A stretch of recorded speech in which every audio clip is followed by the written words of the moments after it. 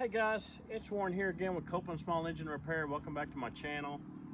Today I'm working on a little cheap Troy-built riding lawnmower, and it's got a Kohler Courage single-cylinder engine on it, which is probably the biggest piece of garbage engine ever made for a lawnmower, but that's what it's got on it, and he wants it fixed. The customer, when he brought it to me, he had already taken the carburetor off of it, so it's in the shape that I got it in. I mean, it's just this little plate's hanging off here. He brought me the carburetor in a box. You know, we love to get parts in a box when you bring us your equipment.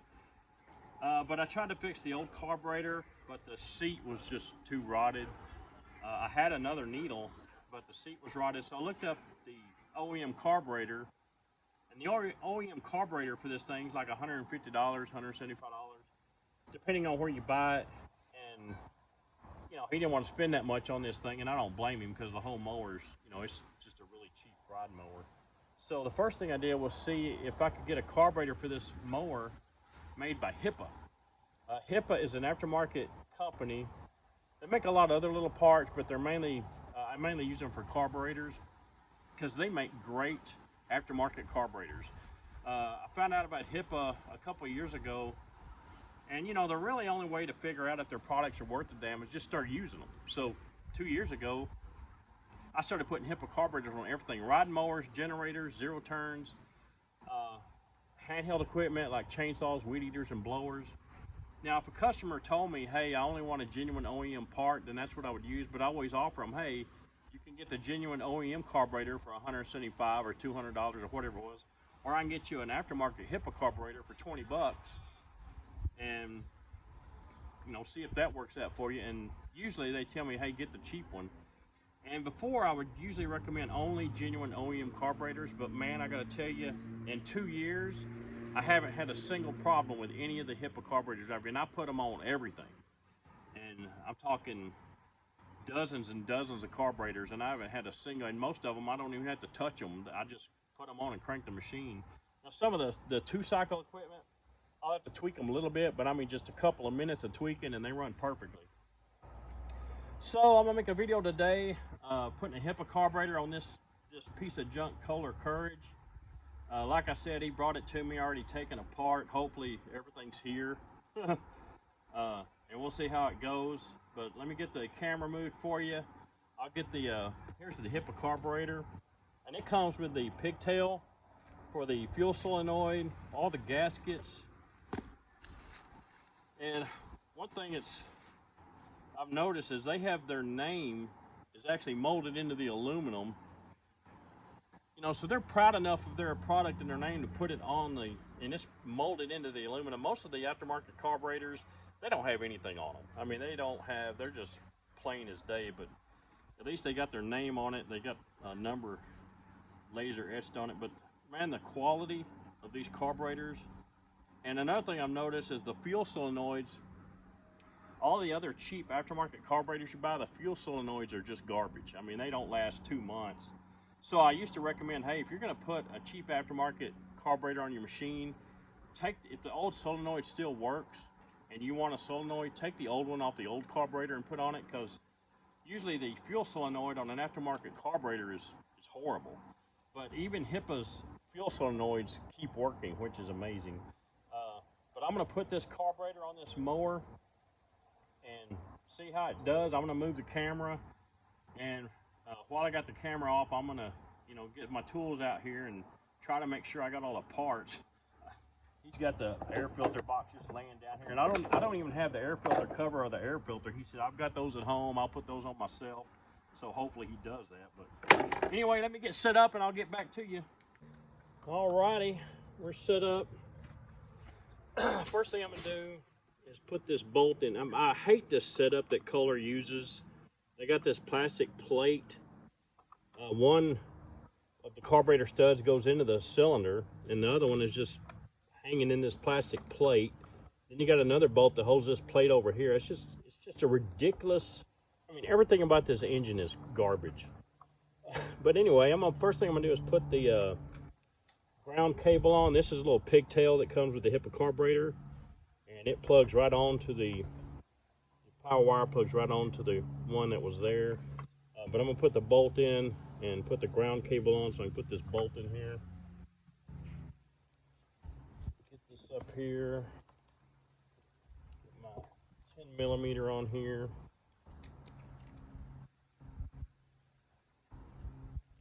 That's an 8. My 8mm. Get that started. Done this 1,000 times. You think I'd remember what size the bolts are? So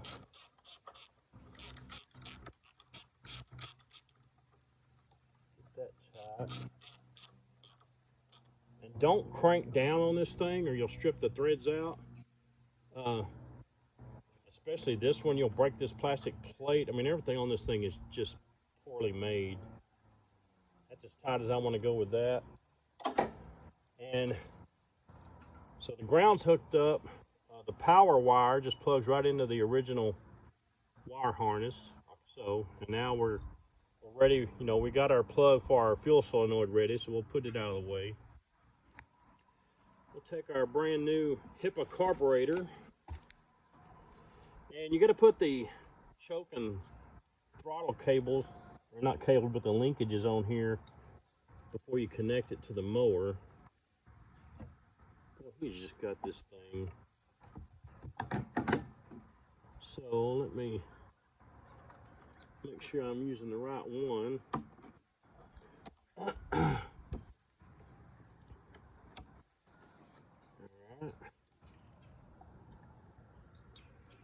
Get this out of the way. God, what a piece of garbage.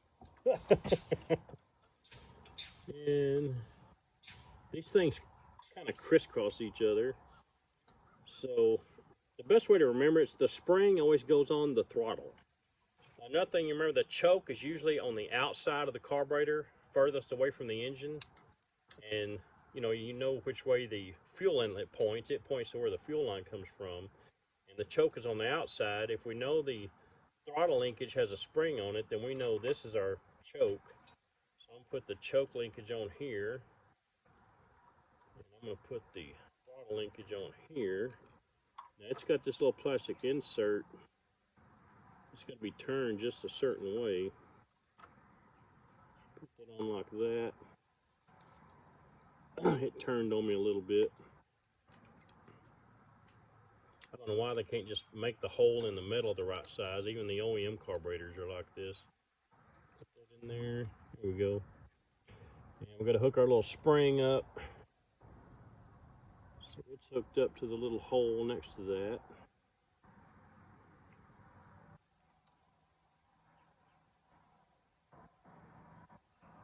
It can be a little tedious, okay. My choke came undone while I was messing with that, so let's plug it back in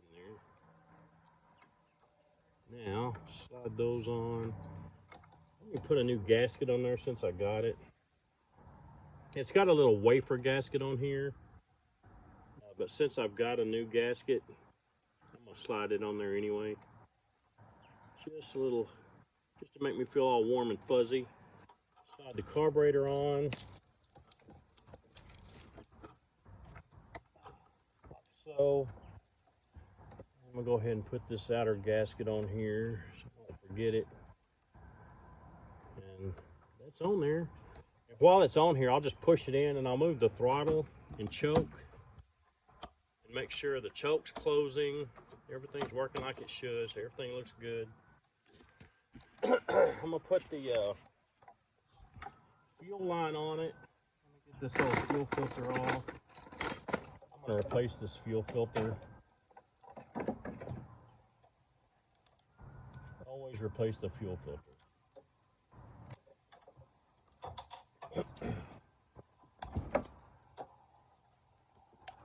Okay, let me run and get a fuel filter. I'll be right back.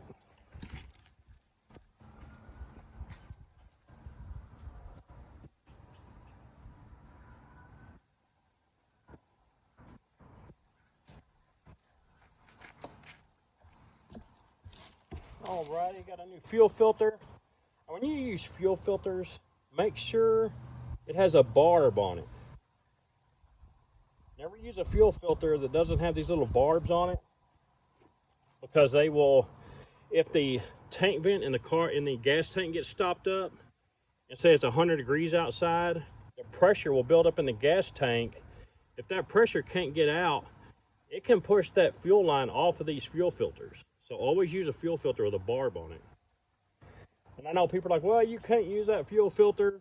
That engine doesn't have a fuel pump on it. Trust me, this will work just fine. So, put a new fuel filter on it.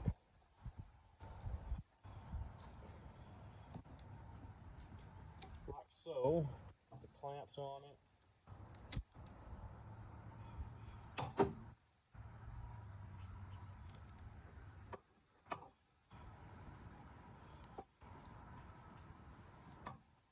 Put this one over here. Put the fuel line on the carburetor. Like so. Alrighty, we're going to plug in our fuel solenoid. Slide it off a little bit. It's kind of, probably should have put it on there, but you can't put it on there before you slide the carburetor on because it won't go past this stupid little part of the frame.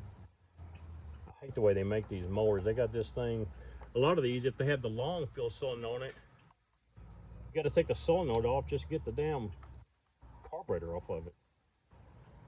I'm going to get this thing slid up on there. This can be tricky because they fit on there tight.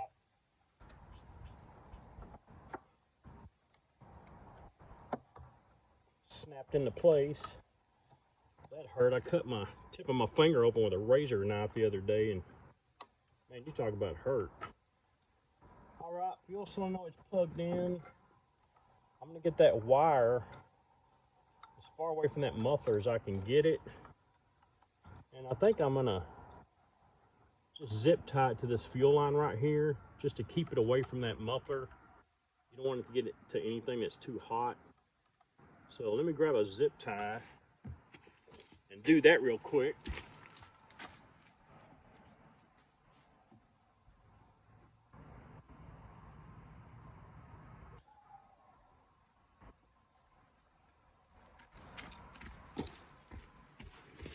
Alrighty, just a little extra assurance that these wires won't get too close to that muffler.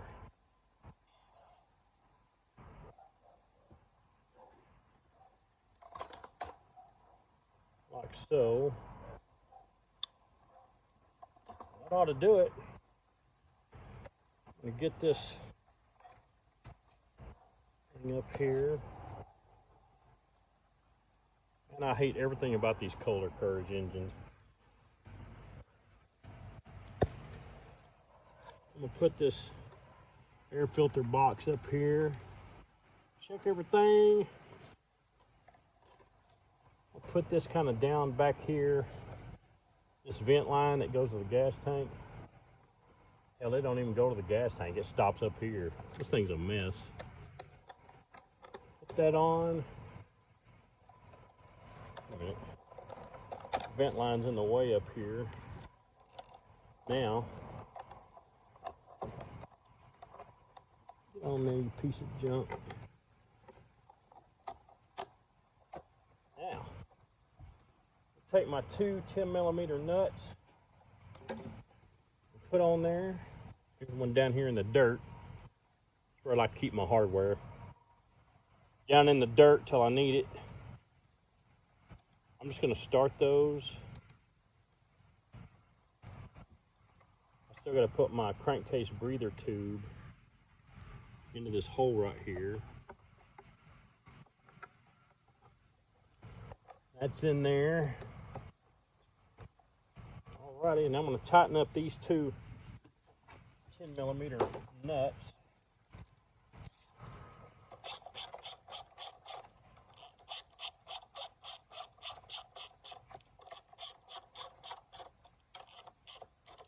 Now right here is where you don't want to get stupid, because you got to remember this stud goes in the metal. This one just goes through that plastic plate. So you crank down too hard on this thing, you're going to break that plastic plate, and now you got another problem you're going to have to fix. So I'm going to tighten down this one nice and snug. And then I'm gonna get this one snug, but I'm not gonna get stupid. That's good enough. Now I'm gonna take my clamp off of my fuel line. I got fuel going. Now, like I said, I don't have the air filter or the air filter cover because the customer said he has that at his house. And he said, don't worry about that, I'll put that on. So we're all good to go. We'll see if this thing cranks and runs. If it does, I can put the hood back on it. We'll get on to something else. Okay, we got the new Hipa carburetor on it. Let's turn it over and see if this thing will crank.